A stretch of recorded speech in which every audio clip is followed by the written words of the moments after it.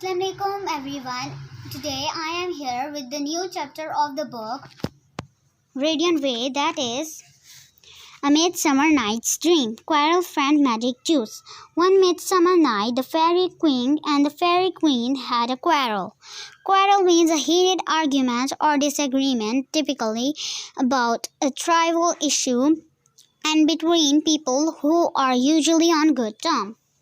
The king wanted the queen to give him her pet page boy. The queen said to the king, "I cannot let you have him. His mother was my dearest friend, and for her sake I must keep him. I must have that boy for my little servant," said the king to himself as the queen left him. "Come hither, Puck," he called to his cleverest fairy. "Fetch me the magic flower. I will drop the juice of it on the queen's eyelids. As she sleeps, when she awakes, she will love the first thing she sees." The queen lay down to sleep in a bower of wild flowers. Bower means a pleasant shady place under trees or climbing plants in a garden or wood. The king crept near and squeezed the juice of the magic flower on her eyelids. Squeezed means managed to get into or through a narrow or restricted space. That night a clown went into the wood and sat down near the sleeping queen.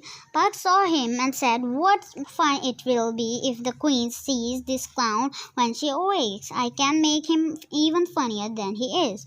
As Puck said this, he put an ass's head over the clown's head.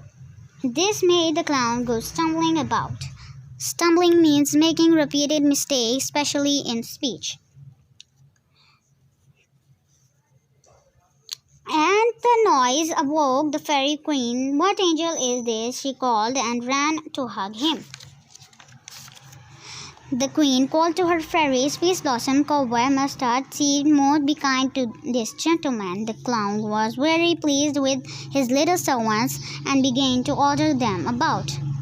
"Peace Blossom, scratch my head. Cobweb, bring me the honey bag of a bee," he called. The fairies did not like having to wait on this monster, but they had to do what their queen told them. In a little while the clown fell asleep and the fairy queen sat by watching him. Along came the fairy king and teased the queen about being fond of such a monster. The fairy queen wept, for she did not like to be teased. She told the king that she would give him her little page boy if he would be friends with her.